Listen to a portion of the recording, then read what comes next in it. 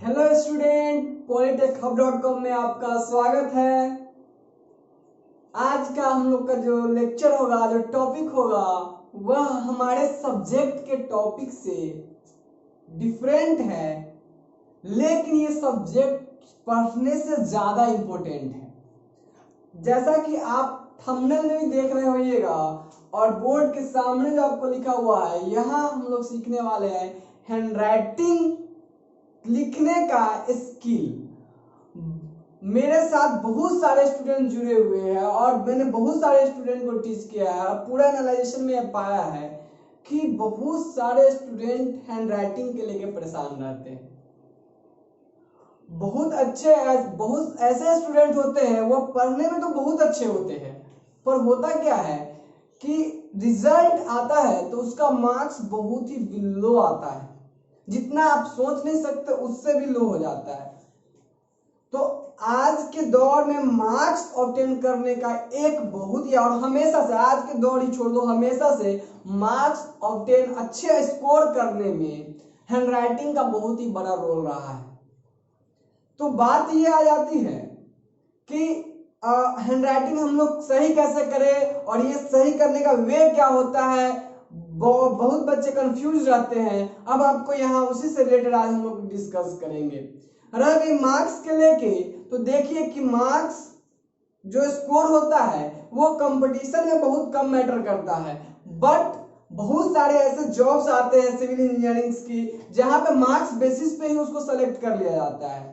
तो अच्छा स्कोर रखना, नॉलेज के साथ, नॉलेज होने के साथ साथ एक अच्छा स्कोर आपको करना पड़ेगा।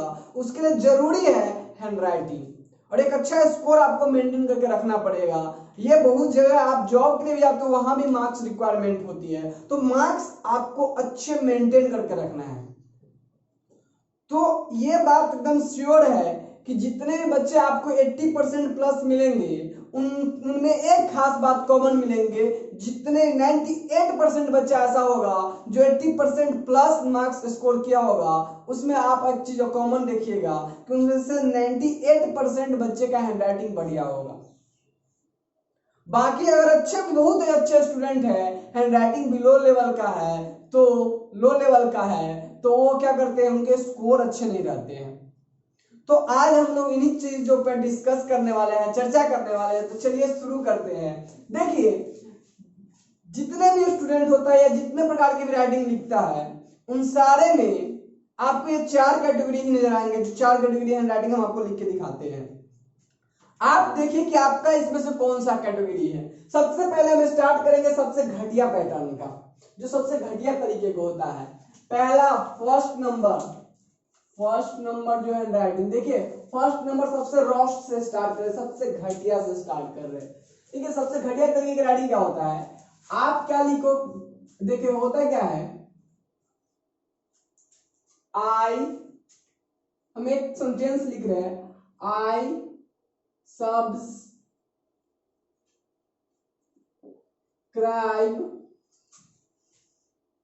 polytechhub.com।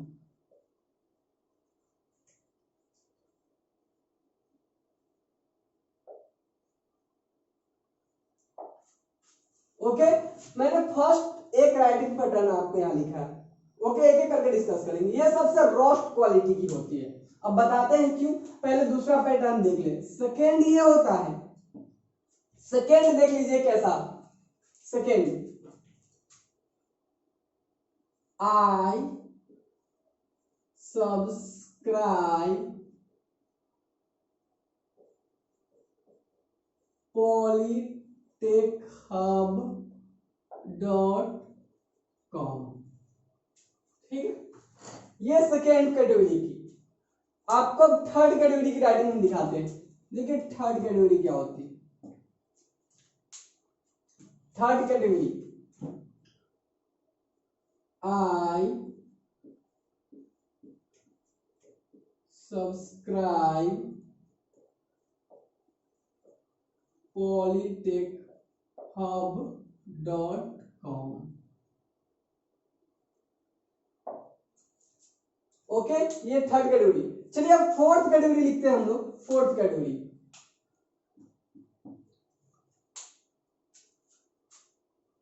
I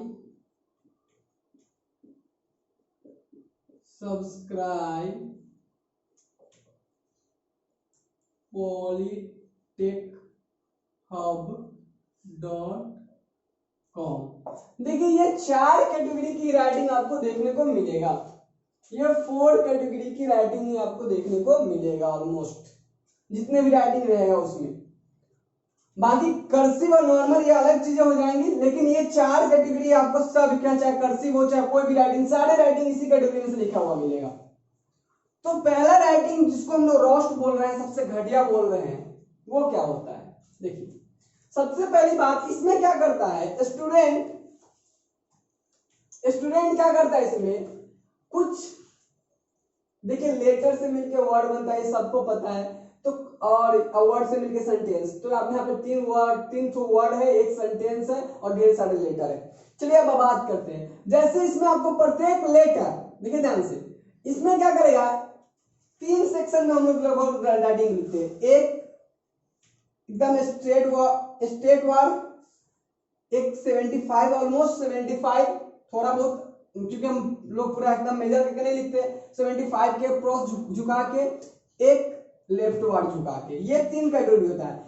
एक स्ट्रेट वर्ड, एक राइट डाउन वर्ड, एक लेफ्ट डाउन वर्ड। अब देखिए बाएं ओर झुका के, दाएं ओर झुका के, एकदम सीधा, ये 3 कैटेगरी होता है लेटर को लिखने का हमारे पास। इसमें से क्या करते हैं कुछ बच्चे, क्या करते हैं, देखिए लेफ्ट वर्ड झुका के लिखेगा, एक लेटर लेफ्ट वर्ड झुका के लिखेगा, एक वो स्ट्रेट लिखेगा, वो राइट वर्ड झुका के लिखेगा। जैसे कि आप देख सकते हैं, I rightward, S straight, U straight, B rightward, B फिर leftward, P rightward, O rightward, L straight, Y straight, T rightward. अब देखिए इस सब में क्या देख रहे हैं हम कि कुछ वर्ड राइट वर्ड, कुछ लेफ्ट वर्ड, मतलब कोई पैटर्न ही नहीं उसको। और देखिए राइटिंग सुंदर तब लगता है जब वह किसी प्रॉपर पैटर्न में होता है, सजा हुआ होता है, और इसमें कोई पैटर्न ही नहीं है, वो इस तरीके से लिखता है।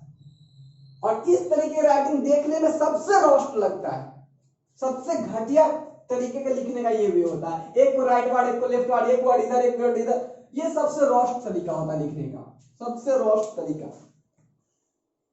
सबसे घटिया क्वालिटी का राइटिंग ये होता है। सेकेंड अगर हम बात करें तो एक इसमें देखिए क्या किया गया है, इसमें जितने भी लेटर लिखा गया उसमें ऑलमोस्ट सबको राइट वर्ड झुका के लिखने की कोशिश किया गया, सारे लेटर राइट वर्ड झुके हुए।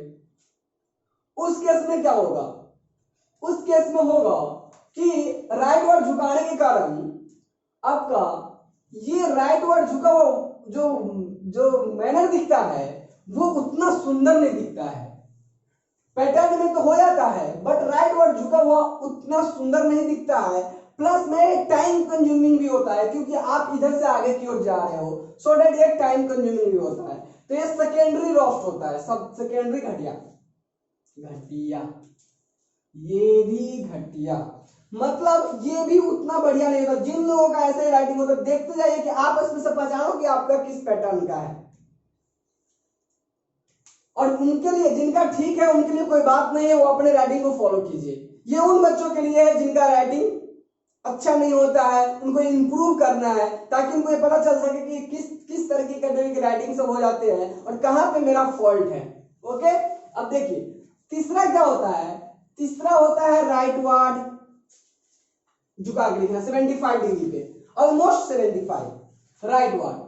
तो देखिए ये आपका आई आगे की ओर झुका हुआ है, राइट वर्ड झुका हुआ है, ये एस बी। अब इस तरीके से, अब देखिए ये राइटिंग और ये राइटिंग दोनों बहुत अच्छे होते हैं, दोनों देखने में सुंदर लगते हैं, चाहे आप कर्सिव लिखो नॉर्मल लिखो, दोनों देखने में सुंदर लगते हैं। पर क्या होता है इसमें कि इसके साथ क्या, देखिए जो आपको ये स्ट्रेट वाला दिख रहा होगा राइटिंग, उसमें आप देखिए क्या दिख रहा होगा, स्ट्रेट वाले में आप दिख रहा होगा सुंदर, तो ये भी दिखता है सुंदर, ये भी दिखता है, लेकिन ये दोनों नहीं। देखिएगा ये दोनों काफी घटिया राइटिंग दिखता है, जिनका भी होगा देख लीजिएगा, ये काफी घटिया कैटेगरी में आता है। ये दोनों ठीक है, लेकिन इसके साथ देखिए राइट वर्ड, इसके साथ जो राइट वर्ड 75 पे झुका के लिखे हैं, इस राइटिंग के साथ एक फायदा होता है कि आपका हैंड स्पीड थोड़ा फास्ट हो जाता है। बिकॉज आगे की ओर झुक के लिखना रहता है और आगे की ओर बढ़ते रहना रहता है, जिसके कारण आपका हैंड स्पीड इसमें अच्छा खासा देखने को मिल जाता है। स्ट्रेट और ये दोनों सही है, देखने में भी अच्छा लगता है, अप्रियंस भी ये, लेकिन थोड़ा सा फास्टर आपको एक वेब प्रोवाइड करता है इसमें लिखने में, क्योंकि आगे की ओर झुका के लिखना है तो ये थोड़ा सा स्पीड अप बना देता है आपका। बाकी ये स्ट्रेट वाला है, ये दोनों बढ़िया है, तो आपको फॉलो करना चाहिए इस दोनों में से कोई हैंडराइटिंग जो आपको अच्छा लगे। हमें तो दोनों अच्छा लगता है, बट मोस्टली मैं फॉलो करता हूं जो स्ट्रेट है वो, लेकिन स्ट्रेट में थोड़ा सा हैंडराइटिंग इसके रिस्पेक्ट में आपका स्लो हो जाएगा लिखने के क्रम में। तो ये 4 तरीका होता है हैंडराइटिंग लिखने का, ये लिखने का तरीका था। अब इसमें लिखने के साथ भी एक दो बातें और हम लोग को ध्यान में रखना पड़ता है। तो अगर आपको अपनी राइटिंग सुधारनी है तो आपको इस दोनों राइटिंग पे शिफ्ट होना पड़ेगा। सबसे पहली बात, अगर नहीं है तो शिफ्ट हो जाइए ऐसे, या तो राइट वर्ड झुका के लिखिए या फिर इस तरीके से स्ट्रेट लिखिए। इस दोनों कैटेगरी में जब तक आप रहिएगा तब तक आपकी राइटिंग देखने में सुंदर नहीं लग सकती है, ये बात फिक्स है। अब देखिए हम लोग देखते हैं कि इस दोनों राइटिंग में से और क्या क्या इंप्रूवमेंट हमको करना पड़ता है। तो राइटिंग लिखते वक्त ये, अब आपको देखिए, अब इसमें कर्सिव में लिखिए या फिर नॉर्मल लिखिए, वो आपके ऊपर डिपेंड करता है, लेकिन जो पैटर्न है इस 4 कैटेगरी में से ही रहेगा, चाहे जिस फॉर्मेट में आप लिखो। आप झुका के आगे की ओर लिख सकते हो, आप स्ट्रेट लिख सकते हो, यही पैटर्न आपको फॉलो करने हैं। अब दूसरी बात यह रह गई कि इतना करने के बाद इसमें से और भी क्या क्या आपको केयर करना होता है यहां पे, सो देख लीजिए। जब आप लिखते हैं, जब आप सेंटेंस लिखते हैं तो उसमें आपको ध्यान रखना चाहिए जो सेंटेंस के बीच जो गैपिंग रहती है वो अप्रोक्सीमेट इक्वल रहना चाहिए, लगभग बराबर सेंटेंस के बीच में जो गैप होता है।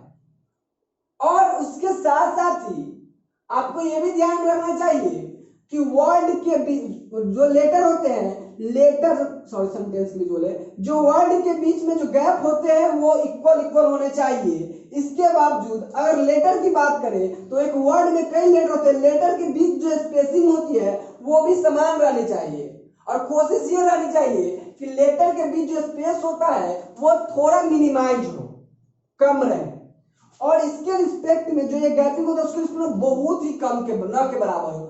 कोशिश करो जितना ज्यादा इसको आप मिनिमाइज करके रख सकते हो, इसमें बहुत मिनिमाइज नहीं कर देना है, मिनिमाइज करके रखोगे और एक साथ ग्रुप कलेक्टेड में बीच में गैप रहेगा, वो अपने आप सुंदर दिखना शुरू हो जाता है। तो आपको ध्यान में रखना है, देखिए स्टार्टिंग में आपको ध्यान में रखना पड़ता है, शुरू में जब आप लिखने जाओगे अगर आप इस सब चीज को फॉलो करोगे तो शुरू के आपको कुछ 1 महीना 15 दिन 20 दिन आपको याद रखने पड़ते हैं कि हमको गैप समान समान रखना है। लेकिन जैसे जैसे आप लिखना शुरू करते हो ये आपके ब्लड में आ जाता है, और आप नहीं भी देते हो तो इक्वली गैप दिया चला जाता है, मतलब अलग इक्वली गैप में आप लिखते चले जाओगे, कोई प्रॉब्लम नहीं रहेगा। तो वो शुरू स्टार्टिंग में आपको वो फॉलो करना पड़ता है। तो आपको इन सारी चीजों को ध्यान में रखना है, क्या कि हमको गैप, वर्ड के बीच गैप समान होने चाहिए, लेटर के बीच गैप समान होनी चाहिए, इन चीजों को फॉलो। हाँ, एक लाइन में आपको 6-7 वर्ड लिखा आराम से बहुत हो गया, 6-7 वर्ड बहुत हो गया, 9-10 पे मत ले जाओ, है ना। 5-6 वर्ड अगर बराबर आए तो 5 वर्ड बहुत ज्यादा है, आराम से फ्रेश हटा के गैपिंग दे के आराम से, ज्यादा गैप भी मत दो, आराम से लिखो, बहुत ही सुंदर राइटिंग देखने को मिलेगा। क्लियर है क्या? बहुत ही सुंदर राइटिंग देखने को मिलेगा। और आप बार बार, ठीक है, बार बार अपने पैटर्न को चेंज मत करो, एक पैटर्न फिक्स कर लो। हालांकि आपको ये दोनों हम रिकमेंड करेंगे कि ये दोनों पैटर्न को फॉलो अप ना कीजिए, इस दोनों में से कोई एक पैटर्न सेलेक्ट करो और एक ही तरह के पैटर्न आप लिखते रहो। बार बार कुछ बच्चे देखता है, अरे उसका राइटिंग ठीक है तो उसकी तरह लिखने लगता है, फिर देखा उसका राइटिंग ठीक है उसकी तरह लिखने लगता है। बार बार पैटर्न चेंज करने से आपका हैंडराइटिंग और ये परफेक्शन वो निखर के नहीं आता, जैसे जैसे टाइम बीतता है आपकी हैंडराइटिंग निखर के आने लगती है, वो नहीं आ पाता है, क्योंकि बार बार आप हैंडराइटिंग में शिफ्टिंग कर रहे हो। तो वो शिफ्टिंग मत करो, एक चीज सेलेक्ट कर लो, एक टाइप सेलेक्ट कर लो, एक कैटेगरी, और उसी पे आप बार बार लिखते रहो।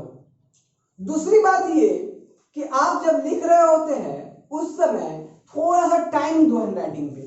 बच्चे को देखते हैं, अच्छा लिखने का मन जैसे एकदम लगता है जैसे न्यूट्रलाइज, लिखने का मन ही नहीं है, P O L Y T E C, मतलब फ्री हैंड की तरह चलाते रहता है। मतलब समझो कि इसमें वो टाइम ही देना नहीं चाहता है, और उसके बाद जो निकल के आता है वो उसका हैंड राइटिंग। अब टाइम ही नहीं दियो तो कैसा आएगा भाई, है ना। तो वो बड़ी और भी मतलब काफी रोस्ट क्वालिटी की लगती रहती है। कारण ये कि आप उसका वैल्यू नहीं कर रहे हो, आप थोड़ा सा वैल्यू दो। स्टार्टिंग में आप वैल्यू दोगे, आपका हैबिटेट बन जाएगा, वैसे आदत बन जाएगी, और आप शुरू में टाइम दो, और आदत बनने के बाद आप नहीं लिखना चाहोगे तो ये अपने आप सुंदर लिखाने लगता है। ये तरीका होता है। तो आप कोशिश करो इन सब चीज को फॉलो करने का। और अगर आप इसमें से नीचे कमेंट बॉक्स में लिखो कि आपकी राइटिंग क्वालिटी किस कैटेगरी का है, और फिर अगर आपको इससे रिलेटेड और भी कोई प्रॉब्लम लगता है तो आप नीचे कमेंट बॉक्स में लिखो। और कुछ आपको इम्प्रूव और भी कोई इम्प्रूवमेंट जैसी कोई बात लगता है, या इसके अलावा आपको राइटिंग में कोई चीज लगती है तो आप इसमें कमेंट बॉक्स में लिखो। और एक बात और, जो टॉपिक आप याद करने के लिए करते हो, अब रोज कुछ नहीं, एक पन्ना यार उसी पे लिखो, रोज उसी टॉपिक पे इस तरीके से कोई पैटर्न फॉलो एकदम फ्रेश फ्रेश डाल के आपका निश्चित 1 मंथ के अंदर में आपका राइटिंग इंप्रूव होने लगेगा। इसकी मैं गारंटी देता हूं, अगर आप इन चीजों को फॉलो करते हैं तो डेफिनेटली। हाँ, एक बात और, कुछ बच्चे का आदत रहता है कि सारे लेटर एक ही साइज के लिखते हैं। भाई उनको रिकमेंड करेंगे कि ऑलरेडी आप बचपन से अब तक सीखते आए हैं, इंग्लिश वाले बुक में आप लिखते आए हैं कि कौन सा लेटर कितना लंबा होना चाहिए और किसकी साइज क्या होनी चाहिए, वो बचपन से आप लिखते आए हो। तो आप उसी चीज को फॉलो करो और इन पैटर्न को फॉलो करो, 100% आपकी राइटिंग निखर के आने लगेगी। तो आज के लेक्चर को हम लोग यहीं पर समाप्त करते हैं, और हम लोग आज के लेक्चर में हम लोग जो कंक्लूड किए कि हैंड राइटिंग कैसे सीखते हैं। नेक्स्ट लेक्चर हम लोग जस्ट आपको कुछ और भी टिप्स एंड ट्रिक देने वाले हैं इसी से रिलेवेंट। तो अगर आपको ये टिप्स एंड ट्रिक अच्छा लगा है तो लाइक एंड सब्सक्राइब करो, और मिलते हैं नेक्स्ट लेक्चर में। आज के लिए थैंक्स।